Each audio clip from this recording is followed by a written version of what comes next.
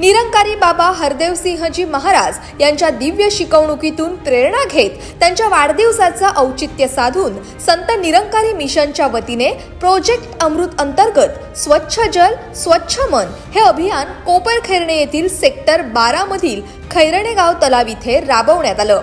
या प्रसंगी राज्याचे वनमंत्री आणि पालघर जिल्ह्याचे पालकमंत्री गणेश नाईक यांची विशेष उपस्थिती लाभली।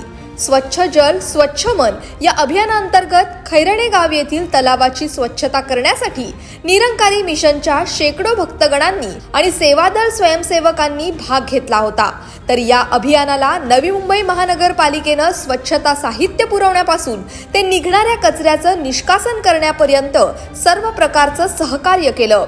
या प्रसंगी आपल्या मनोगतात मंत्री गणेश नाईक यांनी संत निरंकारी मिशनच्या मानव कल्याण कार्याचं कौतुक करत असा विश्वास दर्शवलाय। संत निरंकारी मिशन तर्फे सुरू स्वच्छ जल स्वच्छ मन हे अभियान अधिक व्यापक, प्रभावशाली आणि दूरगामी परिणाम करणारे सिद्ध होत आहे। संत निरंकारी यांचा आज वाढदिवस।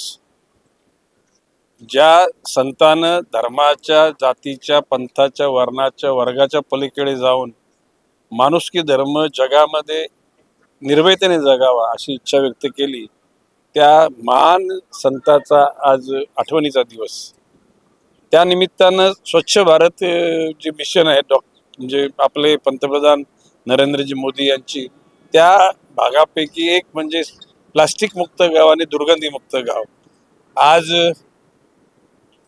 संत निरंकारी समूहामध्ये काम करणारे अनेक भाविक, त्यांना सेवक म्हणूया, आज मोठ्या संख्येनं सकाळपासून या खैरणे तलावामध्ये आले। त्यांनी खैरणे तलावातली सगळी घाण काढली।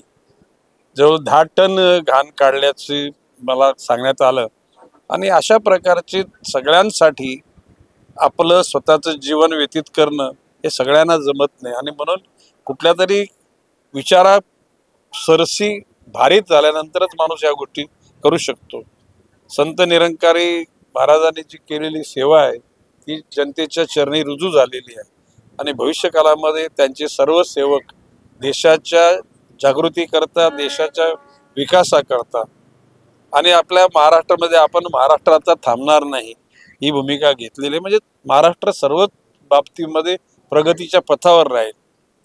आज इथले नगरसेवक मुनावर पटेल, संत निरंकारीचे श्री सावंत आणि त्यांच्या सर्व सहकाऱ्यांनी चांगलं काम केलं, त्याबद्दल त्यांना मी धन्यवाद देतो। या प्रसंगी माजी नगरसेवक मुनावर पटेल, संत निरंकारी मिशनचे प्रतिनिधी देखील उपस्थित होते।